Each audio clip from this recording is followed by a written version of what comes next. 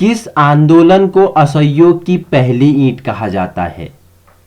रक्तहीन क्रांति के नाम से किस आंदोलन को संबोधित किया जाता है? तो प्रश्नों के उत्तर जानने के लिए और इनके बारे में व्याख्यात्मक चर्चा परिचर्चा करने के लिए वीडियो में प्रारंभ से अंत तक जुड़े रहें एक सकारात्मक ऊर्जा के साथ। नमस्कार दोस्तों, आप सभी का स्वागत है मेरे YouTube चैनल बिहेवियर एजुकेशन उपकार की क्लास में। आज चर्चा परिचर्चा होगी स्वतंत्रता संग्राम में उत्तराखंड की भूमिका क्या रही। उत्तराखंड का जिला बागेश्वर, जहां से इस कुली प्रथा का अंत हुआ, बिसुण गांव, अल्मोड़ा का ख्याड़ी, लोहाघाट, किसे असहयोग की पहली ईंट कहा जाता है, रक्तहीन क्रांति से किस आंदोलन को जाना जाता है। तो आज चर्चा परिचर्चा होगी। वीडियो लड्डू होगा। आगामी आने वाले एसआई, पुलिस, फॉरेस्ट, जितने भी यूके SSC के एग्जाम है उसमें आपके लिए रामबाण या कहीं न कहीं ब्रह्मास्त्र साबित होने वाला है। तो आइए प्रारंभ करते हैं। बागेश्वर में कुली प्रथा का अंत किसके द्वारा होता है? कुमाऊं परिषद के गठन के द्वारा होता है। कुमाऊं परिषद का गठन 1916 में किया गया। किसके द्वारा किया गया कुमाऊं परिषद का गठन? बद्रीदत्त पांडे, जिन्हें कुर्मांचल केसरी के नाम से जाना जाता था। हरगोविंद पंत, अल्मोड़ा के कांग्रेस के रीढ़ के नाम से जाना जाता था। चिरंजीव लाल शाह द्वारा क्या किया गया? इस कुली बेगार के प्रति एक बुलंद आवाज उठी थी। किसके किनारे? बागेश्वर सरयू नदी के किनारे। अगर आपको मैं बागेश्वर के बारे में बताऊं तो बागेश्वर को उत्तर का वाराणसी भी कहा जाता है। ऐसा माना जाता है कि यहां शिव बाघ रूप धारण करके विचरण करते थे, अतः यह एक नाम बागेश्वर भी है। इसके पूर्वी एवं पश्चिमी भाग में क्रमशः भीलेश्वर एवं नीलेश्वर पर्वत तथा उत्तर एवं दक्षिणी में क्रमशः सूरज कुंड और अग्निकुंड है। पूर्व में क्या है? भीलेश्वर, पश्चिम में है नीलेश्वर, इसके मध्य है बागना, उत्तर में है सूरज कुंड, दक्षिण में है अग्निकुंड।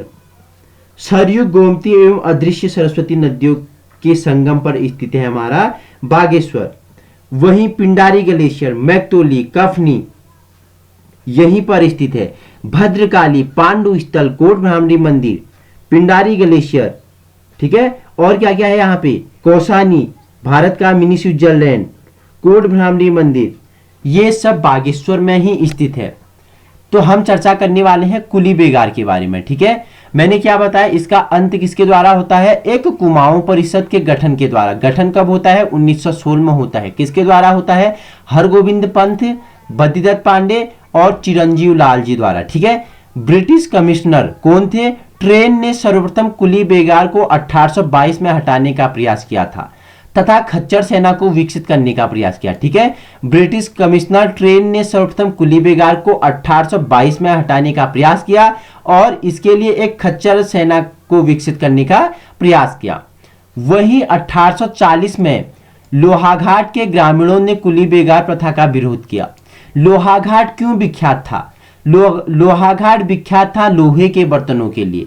उन्होंने सैनिक छावनी में अपने लोहे के उत्पाद बेचने से मना कर दिया, ठीक है। लोहाघाट किस लिए विख्यात था? लोहे के बर्तनों के लिए। और उन्होंने अपने लोहे के बर्तनों को सैनिक छावनी में बेचने से क्या कर दिया? मना कर दिया, साफ इनकार कर दिया। वहीं इसके 10 वर्ष बाद 1850 में विशाल पिथौरागढ़ के जनता ने सर्वप्रथम अपने को बेगार मुक्त करवाया। 10 वर्षों के पश्चात 1850 में पिथौरागढ़ के विशाल नामक क्षेत्र के जनता ने सर्वप्रथम अपने को बेगार मुक्त करवाया। वह कुली प्रथा का विरोध किया। यह आंदोलन सर्वप्रथम ख्याड़ी गांव अल्मोड़ा से प्रारंभ होता है। यह आंदोलन सर्वप्रथम कहां से प्रारंभ होता है? अल्मोड़ा के ख्याड़ी गांव से प्रारंभ होता है। अर्थात क्या है कुली बेगार? आपको मैं बता दूं कुली बेगार क्या है। उस समय ब्रिटिश सरकार, ब्रिटिश सैनिक द्वारा भारतीय व्यक्तियों से क्या किया जाता था? सामान को एक स्थान से दूसरे स्थान तक ले जाया जाता था, मतलब ढुलाया जाता था। उस सामान को एक स्थान से दूसरे स्थान तक भारतीय व्यक्ति ले जाता था। उन्हें ब्रिटिश सरकार कोई पारितोषिक, जिसे क्या बोलते हैं, कोई मजदूरी नहीं देते थे, ठीक है। कुली बेगार, बिना मजदूरी के कुली का काम करना ही क्या था, कुली बेगार प्रथा थी। उसके बदले अगर भारतीय आवाज उठाए तो उन्हें डंडे, लात, घूसे, बेल्ट आदि मारते थे ये ब्रिटिश सरकार। तो इसके विरुद्ध आवाज उठी है किसके द्वारा, कुमाऊं परिषद के द्वारा।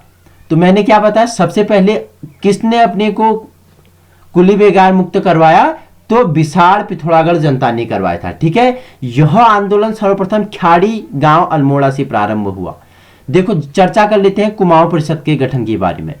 1916 में इसका गठन हुआ। कुमाऊं परिषद के काशी अधिवेशन में यह निर्णय लिया गया कि उत्तरायणी मेले में इस कुली प्रथा का विरोध प्रसार किया जाएगा। देखो कुमाऊं परिषद के काशी अधिवेशन में यह निर्णय लिया गया कि यह उत्तरायणी मेले में यह कुली बेगार प्रथा के लिए क्या किया जाएगा, आवाज उठेगी, प्रचार प्रसार किया जाएगा। वहीं 10 जनवरी 1921 को चिरंजी लाल शाह, बद्रीदत्त पांडे, हरगोविंद पंत के साथ बागेश्वर पहुंचे और 12 जनवरी को संपूर्ण बागेश्वर में कुली उतार बंद करो जुलूस निकाला गया। सर्वप्रथम बद्रीदत्त पांडे ने व्याख्यान दिया कि कुली प्रथा का अंत कैसे करें और वह इसको समाप्त करने के लिए क्या कूटनीति अपनाई जाए। क्या बताया, 10 जनवरी 1921 को चिरंजी लाल शाह, बद्रीदत्त पांडे, हरगोविंद पंत साथ बागेश्वर पहुंचे। 12 जनवरी को, देखो 10 को तो पहुंच गए थे, एक दिन बाद इन्होंने 12 को क्या कर दिया, एक दिन छोड़ा, उसके बाद तुरंत 12 जनवरी को इन्होंने सारे बागेश्वर में कुली उतार बंद करो जुलूस निकाला गया। सर्वप्रथम बद्रीदत्त पांडे ने व्याख्यान दिया कि कुली प्रथा का अंत कैसे किया जाए और इसको समाप्त करने के लिए क्या कूटनीति अपनाया जाए। ठीक है, आगे नेक्स्ट पॉइंट की ओर बढ़ते हैं। बद्रीदत्त पांडे, हरगोविंद वल्लभ पंत द्वारा 14 जनवरी 1921 व अन्य लोगों ने बागेश्वर में सरयू नदी के तट पर कुली बेगार रजिस्टर जलाकर प्रभावित किए। ठीक है, वहीं 12 को तो जुलूस निकाला, 12 जनवरी 1921 को तो जुलूस निकाला, लेकिन जस्ट 2 दिन बाद 14 जनवरी को क्या कर दिया, बद्रीदत्त पांडे, हरगोविंद पंत और बागेश्वर में जितने भी क्या थे स्वतंत्रता सेनानी थे, उन्होंने सरयू नदी के तट पर कुली बेगार के प्रति जो रजिस्टर थे उन्हें जलाकर सरयू नदी में प्रवाहित कर दिया।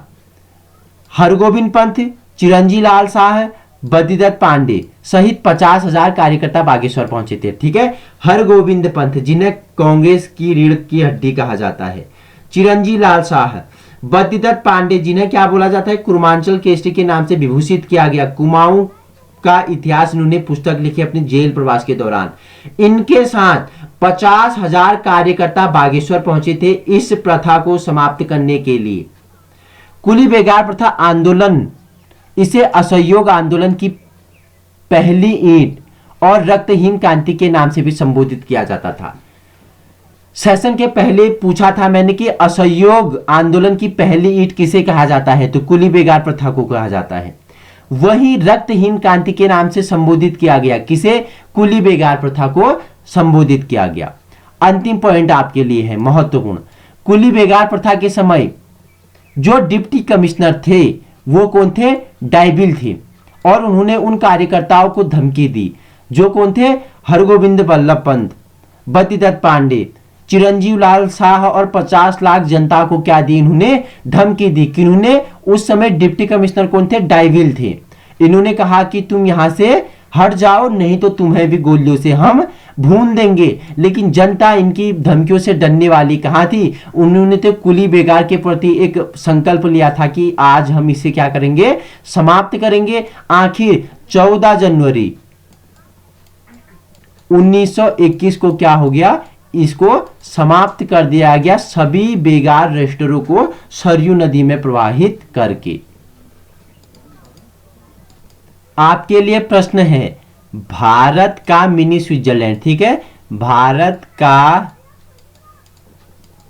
मिनी स्विट्जरलैंड किसे कहा जाता है, तो आप मुझे कमेंट में बताएंगे भारत का मिनी स्विट्जरलैंड किसे कहा था और यह नाम उसको किसके द्वारा दिया गया। तो आज की श्रृंखला हमारी यहीं पे समाप्त होती है। अगर आपको इसी प्रकार की वीडियो चाहिए, मैंने पूरे वीडियो में कहीं नहीं बोला वीडियो लाइक करना, सब्सक्राइब करना, इसी प्रकार की वीडियो चाहिए अगर आपको समय पर, तो आप इस YouTube चैनल पे संलग्न हो सकते हो अगर आपको वीडियो पसंद आए तो। इस हमारा उद्देश्य क्या है, आपको व्यवहारिक शिक्षा प्रदान करना है और आगामी आने वाली परीक्षा केंद्रों में आपको एक ब्रह्मास्त्र के रूप में क्या करना है, तैयार करना है। Thank you so much for watching.